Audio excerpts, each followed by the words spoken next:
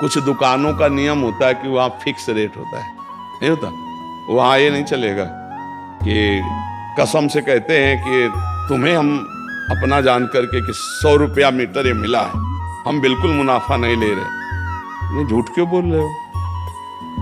दुकान खोले हो मुनाफा के लिए, झूठ क्यों बोल रहे हो? नहीं लेंगे मुनाफा, हम जितने का लाए हैं उससे मुनाफा लेंगे, और 120 रुपया मीटर देंगे। कपड़ा बढ़िया है, नाप फिट है, इससे नीचे नहीं उतरेंगे, हमें सफाई देने की जरूरत नहीं है कि हम कसम खाते हैं या ऐसा। हम जानते हो ये बिजली है, दुकान है, नौकर लगे हैं, तो इसका मुनाफा लेने के लिए दुकान खोलें, कोई दान करने के लिए तो नहीं। तो सबको पता है मुनाफा लेगा, लेकिन एक फिक्स दाम, उसे 10-20 रुपया का मुनाफा लेकर के हम उसको बेच रहे हैं। लेकिन झूठ क्यों बोले? झूठ के बिना धंधा नहीं चलता? नहीं, ऐसा नहीं है। अब असत्य बोलोगे तो उससे जो आपको मुनाफा मिलेगा वो आपकी बुद्धि भ्रष्ट करेगा। और सत्य है कि मुनाफा के लिए है वही चीज, और आप एक फिक्स रेट में दे रहे हैं, बढ़िया। अब अगर आप कोई मिलावट करके भोजन सामग्री दे रहे हैं, आपको पता है, तो जो खाने वाले के हृदय में बैठे हुए भगवान हैं वो तुम्हारे जीवन में मिलावट कर देंगे, तुम्हारा जीवन महान दुखमय हो जाएगा। ये कहाँ समझा जाता है? एक आदमी सिंथेटिक दूध बना रहा है, उससे कहो ये अपने बच्चे को पिलाओ, नहीं पिलाएगा। फिर ये दूसरे का बच्चा जब पिएगा तो उसकी हालत क्या होगी? दूसरे शरीर में जाएगा तो हालत क्या होगी? वो केवल धन की बुद्धि रखता है। एक आदमी घी में केमिकल मिला रहा है, एक ऐसे अभक्ष्य पदार्थ मिला है, वो स्वयं नहीं खाएगा, लेकिन वो होटलों में भेजा जाएगा, हजारों लाखों लोग खाएंगे, बीमारी बढ़ेगी, उसको रुपया से मतलब है।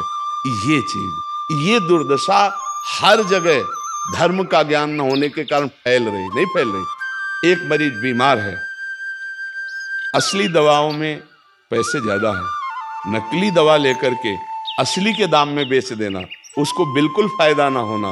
लेकिन परमात्मा देख रहा है, तुम जानते हो नकली दवा है, वो तो नहीं जानता बेचारा, ज्यादा पढ़े लिखे नहीं, किसान आदमी गांव का आया है, तुमने दे दिया और उसने पैसा दिया असली के।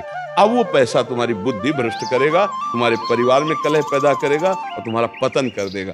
ऐसे हर डिपार्टमेंट में, हर विषय में यदि हम अपने धर्म से चले, अपने सत्य से चले और थोड़ा भी भजन होगा, वो आपको उत्तम गति प्रदान करेगा। पर ऐसा कहाँ समझ में आ रहा? अध्यात्म के बिना भला ऐसा समझ में आएगा? तो इसीलिए कह रहे हैं हमारे देश की दुर्दशा हो रही।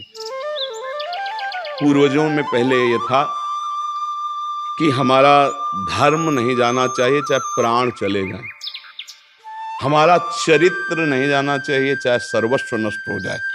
आज इसकी कोई परवाह नहीं, तो उसी से बुद्धि भ्रष्ट हो जाती है, जीवन एक पशुवत आचरण वाला हो जाता है, और वो अपने को बड़ा सुखी समझने लगते हैं कि हमारे पास बड़ा वैभव है। लेकिन प्यारे, उस दिन को याद करो जिस दिन तुम्हारा आखिरी समय होगा, ना तुम्हारा फार्म हाउस जाएगा, ना महल तुम्हारा जाएगा, ना बैंक बैलेंस जाएगा, ना कोई व्यक्ति, और ना ये शरीर।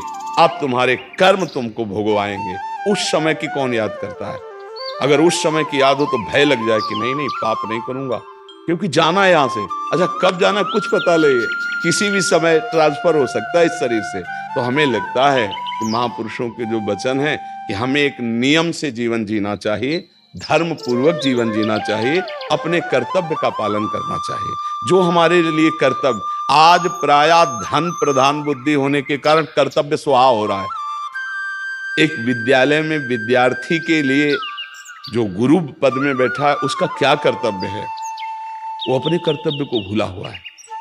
भला छोटे छोटे विद्यार्थियों को, जिनकी नींव पूरे राष्ट्र सेवा में, समाज सेवा में ये बन सकते हैं, अगर उनको हम सही शिक्षा नहीं दी तो उनका पूरा जीवन बर्बाद हो जाएगा। अगर उनको हम गलत सपोर्ट कर दिए तो उनका पूरा जीवन बर्बाद, क्योंकि नया जीवन है। और जगह जगह अपने अपने कर्तव्यों का यदि पालन किया जाए तो पूरा समाज सुखी हो जाए।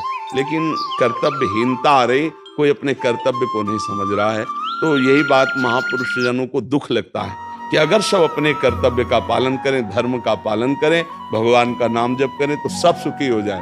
सुख सब चाहते हैं और आचरण दुख वाले करते, इसीलिए सुख नहीं मिल रहा है, परिणाम में हमें दुख मिल रहा है। सच्ची मानना, वो रुपया पूरे परिवार में अशांति पैदा कर देगा।